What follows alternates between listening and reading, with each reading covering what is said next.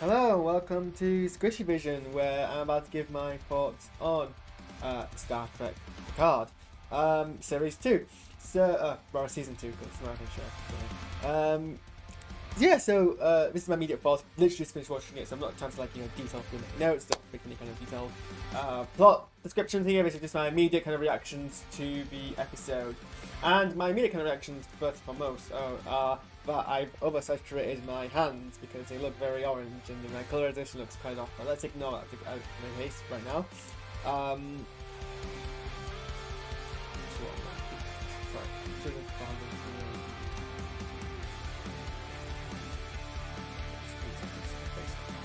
Anyway, yeah, so liked it. Felt it was a strong opener. I think it was a stronger opener than Series 1, only because Series 1 took its time to kind of get into the details of what was happening. And so introduce people. It was a bit frustrating at times. I think I remember that's what I said last year. Jesus, it was like 2 years ago. It was like in the midst of the first year of the pandemic. God, it's been a while. That was a whole different, lifetime. Speaking of which, lifetimes, I think that's one of the themes of this show so far. Yeah, so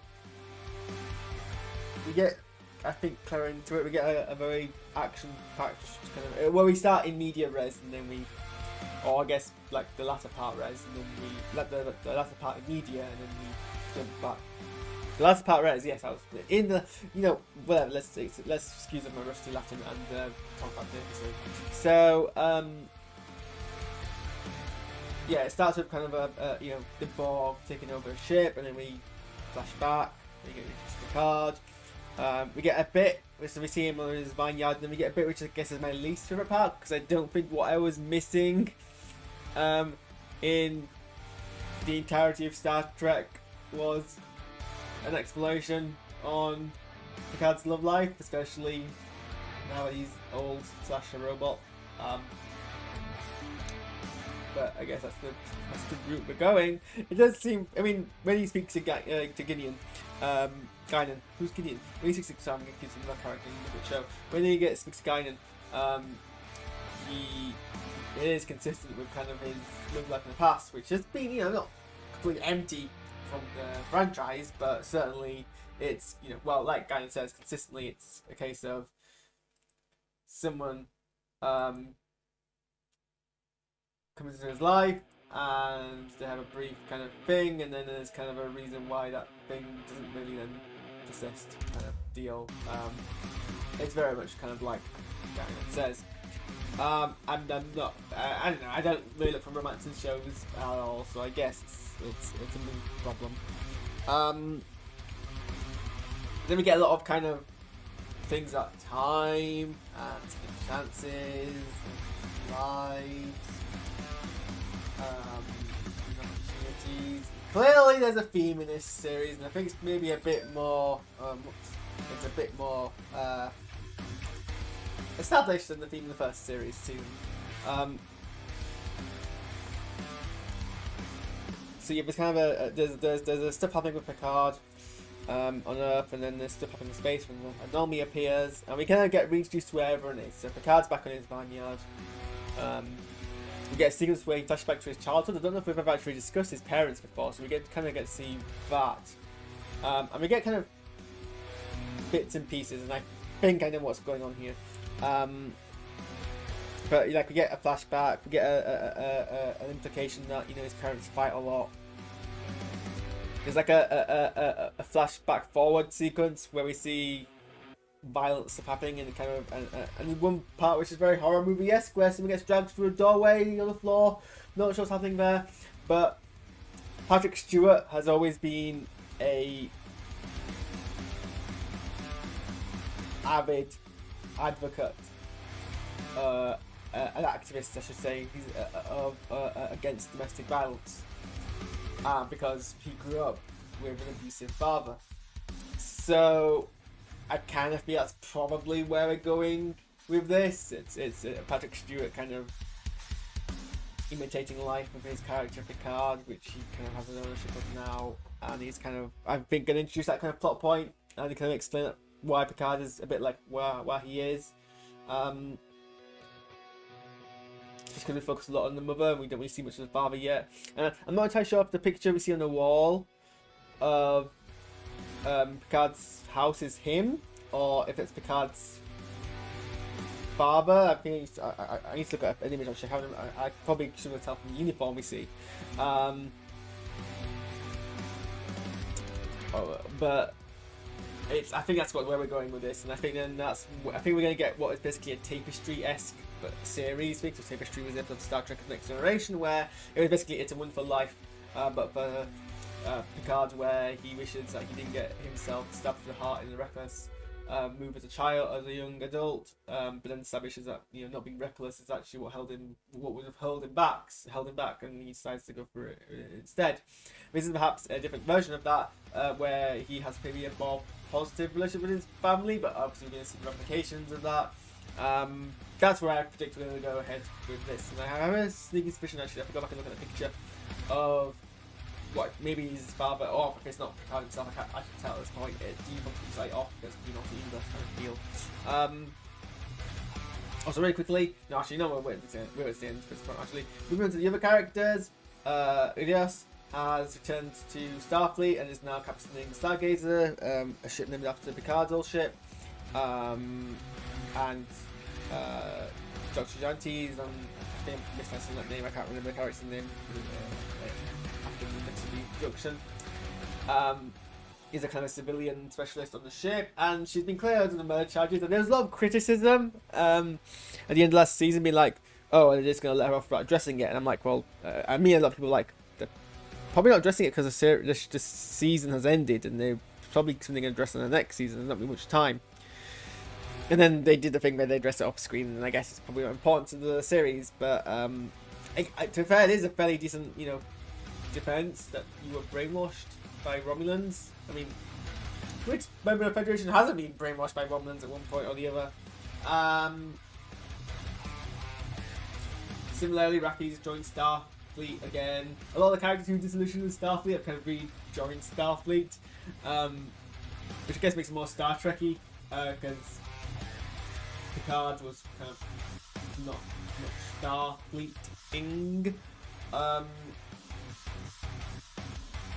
Seven's continuing kind of independent philanthropy work in Rios's old ship, and they've combined all the holograms into one hologram, which I'm actually kind of sad by, because I loved seeing Santiago Cabrera. I'm probably mispronouncing his surname, not because I forgot to look at it, and so I'm kind of going off memory here, but I liked it. I mean, I love him as an actor. I first kind of became aware of him in The Musketeers. So kind of, and then Simon Merlin. And I like him as an actor. So I'm actually kind of sad that they've reduced his opportunities to play multiple characters because they've combined a hologram into one. But so be it, I guess.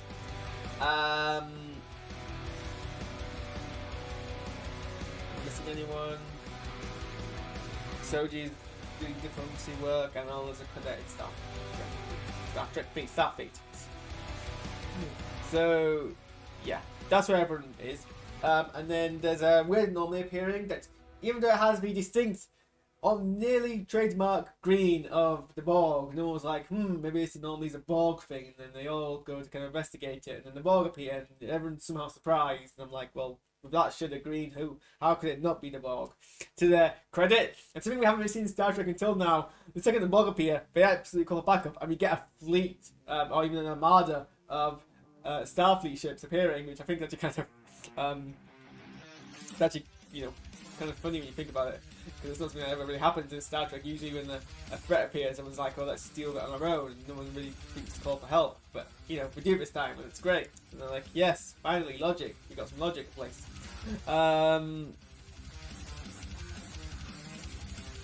What am I doing? But yeah, so they spend some time kind of, introducing that, we get the flashback sequences. He goes and visits Guinan, and we get the first explanation of why a nearly immortal or long-living creature suddenly has aged at the same rate as everyone else, and apparently a species can just choose to age. I don't know if that means aging in the sense that she's reducing her lifespan and more rapidly approaching her point of death, or if that's a physical thing, because I'm trying to look at what the evolutionary benefit of that is. Why that would develop as a natural biological thing. I mean, don't get me wrong, I like where they addressed it. I'm the same person who kind of will put that kind of small detail in because I'm nerdy about things like that. It just doesn't really make much sense when you really think about it. But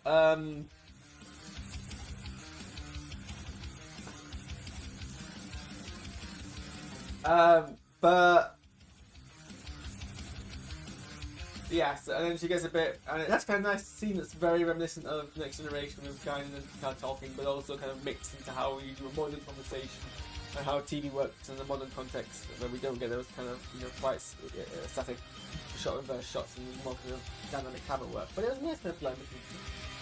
And then, you know, we get a message from the beings on the other side of the anomaly, and you know, we get told that it's a lot of noise, there's a lot of voices on top of each other, you know, and when the voices get separated, you still hear kind of in very unison, Legion sense, asking for Picard, and no one's like, whole bunch of voices speaking in unison. Which of our mortal enemies does that as a character trait? Who knows? But yeah, they asked Picard to come along because, you know, so the implication is the species was to join the Federation, and they're like, oh, well, that's interesting. And so he turns up, and as soon as he identifies himself, more come through, and everyone's surprised. And then it raises now an interesting aspect. Is it possible that the Borg want to join the Federation? Because apparently the Borg are a very much diminished state, more because they've never been before.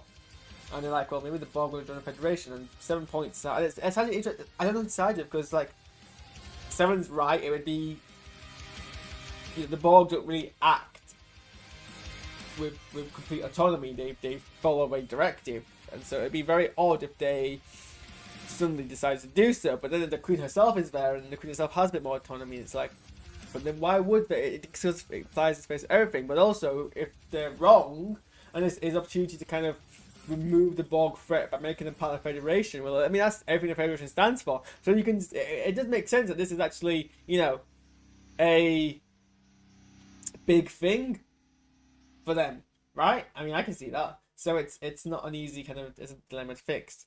And it's not one they can ponder on for too long, because then the Queen comes on uninvited. I love this backing track, by the way. Let's just spend a moment just listen to the bells. So dramatic. Anyway, so yeah. Anyway, the Borg Queen comes on and starts to take power, which is, you know, clearly an aggressive move, regardless of what her ultimate intent is. And everyone starts firing at her, and she just absorbs the shots and shoots them back. And we just like stop firing because obviously it's not working. No one listens to him because they're all idiots. And then she starts taking everything, all the ships, and Picard's like, well, let's blow up the ship, and he blows up the ship.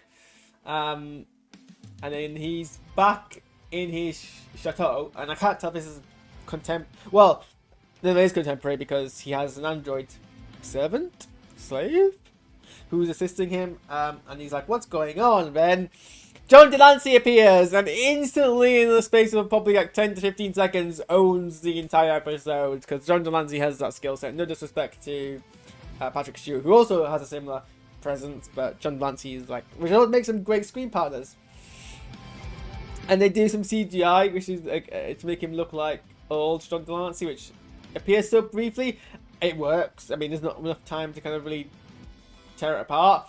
Where he's like, oh, you look older, and he makes himself older, and that's exactly what I knew. That's exactly what I speculated, or at least thought they should do, because it's consistent with Q's character, and I'm glad we did it. That's completely consistent with how John Delancey appears. I have just realised Star Trek Discovery starts in 6 minutes, so this is very much a review I'm going to immediately wrap up. This is like, yeah, we're getting Star Trek Picard and Star Trek Discovery on the same day. I think a much stronger opening. If it's clearly what the threats are, what the questions are, what the themes are, everything's being stated quite clearly, which is what we kind of need. Because, you know, I think maybe once some issues in Star Trek Discovery, I like Star Trek Discovery, I like season 1 of Star Trek, Picard. I think some issues is that Star Trek is famously known for thematic work, and it used to very much assign, you know, it signaled that quite potently, and then in the latest seasons, maybe it's just me being so distracted, so busy in my life, and not being able to watch Star Trek casually, but it was kind of hard for me to really grasp what the themes were. This, it seems more obvious, and I think that's good. So I'm actually kind of excited to see where we go next. I'm kind of happier with what I'm doing with the characters. I'm going to end the stream now and get prepared to watch Star Trek Discovery, because I can't, Star Trek Discovery plays on Pluto TV live, so I have to watch it at 9 o'clock, which is in 5 minutes time, and then I'm going to do a write-up of that and post it on my blog.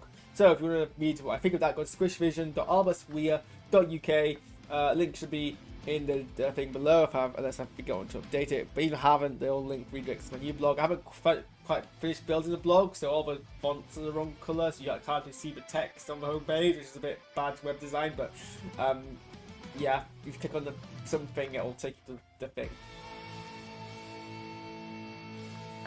I'll see you next week. Probably not on a Friday, because that's when I find out if I win a student election or not. So it's probably going to be this time next week.